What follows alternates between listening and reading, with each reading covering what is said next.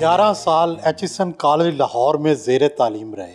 पाकिस्तान में तालीम के साथ मसला क्या है? सबसे पहले तो मसला यही है कि जो एक बहुत ह्यूज डिफरेंस है अदारों के अंदर। जैसे आपने ख़ुद फरमाया एचिसन कॉलेज, जब एक बच्चा बचपन से एचिसन कॉलेज में जाता है या बीकन हाउस में जाता है और दूसरा बच्चा जो है वो गवर्नमेंट हाई स्कूल जमशेर कला में जाता है, तो वहीं से एक क्लास डिफरेंस मैं समझता हूँ शुरू हो जाता है। हमारे गवर्नमेंट के स्कूल्स अनफॉर्चुनेटली आप खुद देखेंगे कि प्राइवेट स्कूल्स में जो टीचर्स हैं उनकी तनख्वाहें कम हैं, स्कूलों की जगह कम है, फिर भी उनकी प्राइवेट स्कूल्स की परफॉर्मेंस बेहतर है गवर्नमेंट स्कूल से। हमारे गवर्नमेंट स्कूल के टीचर्स की बहुत अच्छी सैलरी है, 4-4, 5-5 एकड़ के अंदर बने हुए स्कूल हैं, प्ले ग्राउंड्स हैं, मगर अनफॉर्चुनेटली जो बेसिक एजुकेशन है उसको नहीं मैं समझता हूँ सही तरह बच्चों को दिया जा रहा, और उसकी वजह से ये फिर later on in their lives जो ये सिविल सर्विसेज में, मिलिट्री में, जुडिशरी में लोग जा रहे हैं, ये ख़ास क्लास के लोग हैं। तो यही इशू है, मैं समझता हूँ एट पार होना चाहिए एजुकेशन सिस्टम, फिर शायद कोई बेहतरी इसमें आ सके। वक्त से पहले फ़ौज से रिटायरमेंट ले ली, फ़ौजी ज़िंदगी के कौन से तजर्बात आज की अमली ज़िंदगी में, सियासी ज़िंदगी में काम आते हैं? डिसिप्लिन है आर्मी के अंदर। मैंने कोशिश की कि मैं उसको आके तो इधर एक सिविलियन लाइफ में भी फॉलो करूं।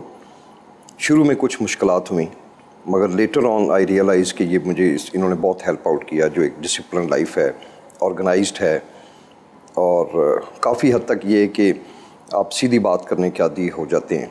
तो अगर आप सीधी बात करें तो वक्ती तौर पे लोगों को परेशानी होती है, वो आपसे नाराज़ भी होते हैं, मगर अगर आप अच्छी बात करें, सीधी बात करें, सच बोलें किसी को, तो अल्टीमेटली वो फिर प्रिवेल करता है।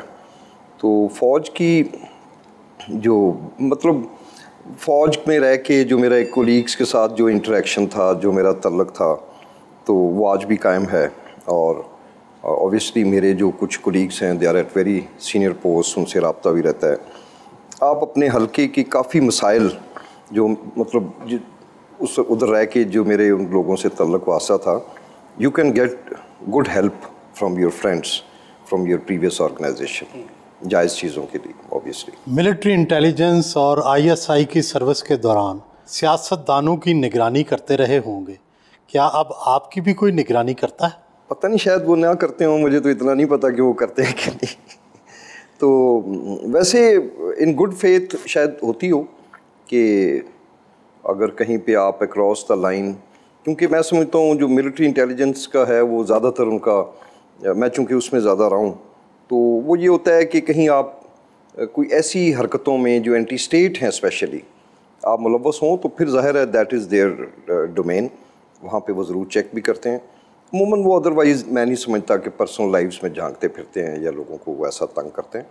तो ऑब्वियसली मेरे पे भी इस हद तक नज़र शायद होगी कि मैं कोई ऐसी एंटी स्टेट एक्टिविटी कोई जिससे मुल्क का नुकसान हो, तो शायद होती हो। अब उनको पता होगा जो करते हैं या नहीं करते। बतौर वज़ीर पॉपुलेशन प्लानिंग आपने 2 बच्चे खुशहाल घराना का नारा ख़त्म करके उसकी बजाय सेहतमंद घराने का नारा अपना लिया है, इसकी क्या वजह है और इसके क्या नताइज आए हैं? मैं समझता हूँ ये जो अयूब खान साहब ने ये स्लोगन, आपको शायद याद होगा कि 2 बच्चे खुशहाल घराना, इसको नहीं लोगों ने बाय नहीं किया, इसको हमारी जो रिलीजियस कम्युनिटी है उसने बाय नहीं किया।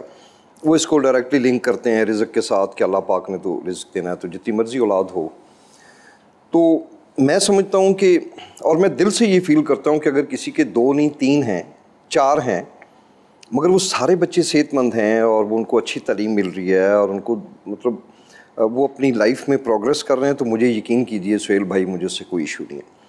मुझे इशू ये है कि बच्चे 6-7 हों, 5 हों और वो सारे बीमार हों, पैदा होते ही पहले दिन वो हॉस्पिटल पे डिपेंडेंट हों, उनके माँ बाप उनको लावारिस छोड़ के सड़कों पे वो बच्चे पलें, तो ये एक बहुत ख़तरनाक चीज़ है। और यही वो कम्युनिटी है, ये बच्चे जब बड़े होते हैं तो फिर वो माशरे में कोई इतना अच्छा रोल अदा नहीं करते।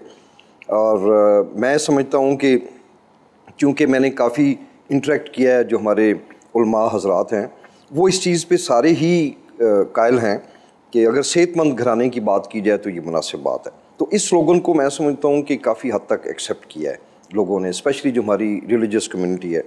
जब तक वो ऑन बोर्ड नहीं होंगे, हमारा ये मैसेज अक्रॉस द बोर्ड देहात में शायद हम मीडिया के ज़रिए या बाकी जो हमारे मोड्स हैं उसके ज़रिए हम नहीं पहुंचा सकते। शरह आबादी को कंट्रोल करने में किस हद तक कामयाबी हुई है? ये तो ऑब्वियसली इसका पता लगेगा जब नेक्स्ट सेंसस होगा कि किस हद तक इसका है, मगर Punjab has done comparatively better than other provinces. आपके पूरे पाकिस्तान की जो शरह आबादी में इजाफा है उसका 2.4% से हो रहा है, पंजाब इज़ ऑन 2.1। तो मैं उम्मीद करता हूँ कुछ जो हमने मेजर्स ली हैं इससे हम इसको अगर 5 साल में 2 पे 1.9 पे ले आएँ तो उसको मैं समझूंगा कि हमारी गवर्नमेंट की एक अच्छी अचीवमेंट होगी इंशाल्लाह। 22 साल इंटेलिजेंस सर्विस की नौकरी का सबसे मुश्किल तरीन टास्क कौन सा था? मैं शायद सुहेल भाई शेयर ना कर सकूं डायरेक्टली या उसकी क्या डिटेल्स हैं, मगर जो कुछ अर्सा काउंटर टेररिज्म में जब आपको पता है कि बदकिस्मती से हमारा मुल्क बहुत बुरी तरह इसकी लहर में आ गया था, तो उसके अंदर चंद ऑपरेशंस थे जो कि वाकई सेंसिटिव थे, मुश्किल थे, जान को जो है ना ख़तरे में डालना पड़ा। और अल्लाह का शुक्र है मुझे एक आधे ऑपरेशन में फिर प्रेसिडेंट ऑफ पाकिस्तान की तरफ से मुझे सनद भी मिली, तारीफ़ी सनद, जो कि आर्मी में एक बड़ी अचीवमेंट समझा जाता है। तो वो ऑपरेशंस थे जो कि मुश्किल थे, और बाकी रूटीन का काम है वो बंदा कर लेता है। बट जहाँ पे आपको पता हो कि आपकी जान ख़तरे में है तो फिर ज़ाहिर है इंसान थोड़ा खौफज़दा भी हो जाता है, परेशान हो जाता है। तो वो उस हवाले से थे कुछ। सर्विस के दौरान गोल्फ़ के अच्छे खिलाड़ी थे, इनामात भी हासिल किए, क्या आप ये गेम छोड़ दिए? मुझे अगर अपनी मिलिट्री लाइफ से स्विच करके इस लाइफ में आने में अगर आज भी एक पछतावा है तो वो ये है कि मैं अब गोल्फ़ नहीं खेल सकता, क्योंकि यहाँ की टाइमिंग्स और मुझे आई कांट अफोर्ड कि मैं डेली जाके गोल्फ़ खेलूँ। अब तो बल्कि मुझे गालिबन साल ही हो गया मैंने टच भी नहीं किया। ये एक बहुत बड़ा मैं अपनी लाइफ में एक रिग्रेट महसूस करता हूँ। I use to love that game और अच्छी खेलता रहा अपने उस दौर में। शायद कहाँ तक पहुँचे? मैं पाकिस्तान आर्मी का जो चैम्पियनशिप हुई उसमें ज़ाहिर है वो सारा एमेच्योर होता है, तो उसमें नेट में 2 साल मैं विनर रहा पूरे पाकिस्तान आर्मी में। I was part of the army team for 2 years, और बाहर जाना था हमारी टीम ने मगर वो कैंसिल हो गया। तो अच्छे आर्मी लेवल पे तो I was a good player, मतलब अपने मुंह से कहना अच्छी बात नहीं है, but I have played good golf in my time.